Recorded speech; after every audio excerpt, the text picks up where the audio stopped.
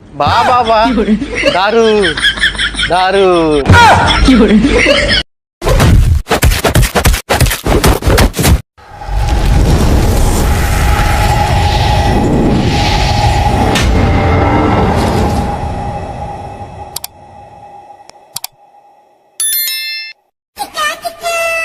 বিদেশ থেকে অনেকদিন পর বাসা যাচ্ছি, বউকে না জানিয়ে যাই, বাসায় যাই, বউ অনেক খুশি হবে।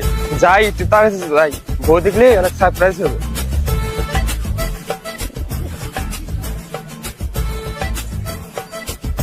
জান, তোমার জামাই তো সেই 10 বছর ধরে বিদেশে গেছে, তুমি একটু বাসায় আসো না কেন? জান আর বলিও না, ও কতবার বললাম আসো আসো, আসেই না। ও বলে সময়ই পানা দেশে আসার জন্য। সেজন্য তো আমি তোমার সাথে সম্পর্ক করছি। হ্যাঁ জান, তুমি ভালোই করছো। এভাবে কি একা একা থাকা যায়? যা দোস্ত, আমাকে লজ্জা করে না? জান, আমার কাছে তোমার কিসের লজ্জা? আমি তো তোমার সম্পর্কে সব জানি। জানো তাতে কি হয়েছে, তাই এভাবে বলবা? আমার লজ্জা করে না বুঝি? যা দুষ্ট কোথাকার। জান, এত কথা বাদ দাও। সেদিন আসলাম, কিছু তো দিলা না, আজকে একটু দাও না। এখনই নিবা?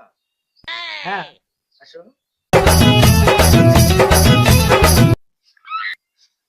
কিরে, এটা আমার বউ যদি না, ওটা কার সাথে কিছু কথা বলছে? তাই তো, আর দিকে শুনি কি বলে।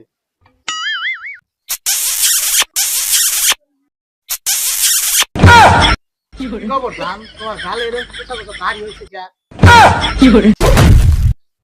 আরে শালা, আমি জরিনা না, আমি জরিনার বাপ্তা। তোর সম্পর্ক কয়দিনকার রে? আরে বন্ধু, তুই যেটা ভাবতেছিস সেটা না রে বন্ধু। আমি তো আইছিলাম ভাবি ফোনে সেটিং করে দিবার জন্য। কি মু সেটা কোথায় আইছিলি? আমার বইতে এভাবে কি? হ্যাঁ, আরে বন্ধু, তুই যেটা ভাবতেছিস সেটা না। তুই অনেকদিন পর বিদেশ থেকে বাড়িতে আসবি, ভাবির সাথে গল্প কর। যা, আমার বাড়িতে কাজ আছে, আমি চলে যাই। তুই কোথায় যাচ্ছিস? দাঁড়া। এ আব্বা, তুমি কোথায়? বাইরে এসে তো। কিরে, কে আসছে রে? আমাকে এত ডাকতেছে।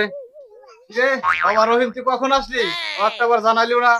আরে বাবা, আমি তোমাদের সারপ্রাইজ দিতে চাইছিলাম, আমি এখন তো নিজে সারপ্রাইজ হয়ে গেলাম না। কেন বাবা, কি হয়েছে? তাহলে বাবা শোনো, তাই তো, আর দিকে শুনি কি বলে।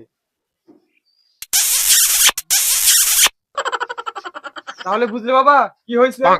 কিরে, আমার বৌমা এতদিন ধরে এই অশ্লীল কাজকর্ম চালিয়ে যাচ্ছে, আমি কিছু জানি না। আব্বা তাহলে চলো মাতব্বরের কাছে যাই। তাহলে তোমার বৌমাকে ডাকো। তারা বৌমারে ডাক দেই। জরিনা, ও জরিনা বৌমা, জি আব্বা বলেন। তোমার আর নাকামো ডাক দিতে হবে না, চলো মাতাব্বারের কাছে যাই। কেন আব্বা, কি হয়েছে? তোমার কিছু বলা লাগবে না, আমি যা দেখা দেখে আলাইছি। এখন চলো মাতব্বরের কাছে, আসো। পুরাই আকিজি বিড়ি খাইয়া শেষে খেকের খেকের কইরা কাশে। তা বাপু, এই আজকের এই বিচারটা কিসের জন্য ডাকলেন? আমি তো কিছু জানলাম না। মাতাব্বর সাহেব, আপনি তো জানেনই আমার ছেলে বিদেশ থাকে। হ্যাঁ, তা তো জানি। হঠাৎ করে আমার ছেলে বাড়িতে আসছে, বাড়িতে এসে দেখে আমার বৌমা আর জিয়ারুল ওরা নাকি পরকিয়া করছে, আমার ছেলে দেখে ফেলছে। ও, তাহলে এই কাহিনী। হ্যাঁ মাতাব্বর, এটার একটা বিধি ব্যবস্থা করে দিবেন। হ্যাঁ অবশ্যই, একটা কড়া বিচার হবে। তা বাপু, এখন তোমার কি অভিযোগ তুমি বলো। মাতব্বর, কথা আমার একটাই, আমি যখন বিয়ে করছি, জিয়ারুল মাঝে মাঝে আমার বউয়ের সাথে দেখা সাক্ষাৎ করছে। এখন ও বিয়ে করছে, ওর বউয়ের সাথে আমি দেখা সাক্ষাৎ করবো, কথা সমান সমান। না না মাতাব্বর, তা হবে না, তা আমি মাইনা নিব না। ও আমার বিয়ে করা বউ, ও কেন আমার বউয়ের কাছে আসবে? হ্যাঁ, এটা আমি মাইনা নিব না। বাহ বাহ বাহ, দারুন দারুন।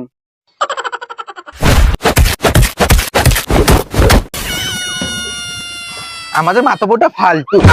ওইতো ওইতো। এই তুষার, তুষার, সাপের বেদনায় আমার হাতটা ব্যথা হয়ে গেছে। তুষার, কথা মাতব্বর একটাই, আমি ওর বউয়ের কাছে যাবো। যদি ওর বউয়ের কাছে না যেতে পারি, তাহলে এই বিচার আমি মানি না। জান, তুমি মেনে নাও জান, আমি পর টাইম সামলা নেবো, তুমি মেনে নাও। এই সার, তুই কথাটা কইলি কি ধরি না? তুই বিয়ে করবি ভালো কথা, তাই বলে এই কথাটা তুই কইতে পারলি? এ মাতাব্বর, এই বিচার আমি মানি না, এই বিচার বাদ দেন। মাতব্বর, এই বিচার আমি মানি না, ওর বউ আমার লাগবে।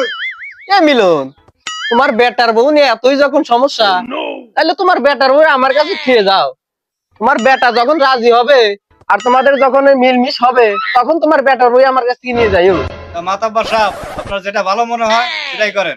এই জরিনা, তাহলে তুই আমার কাছে চলে আয়।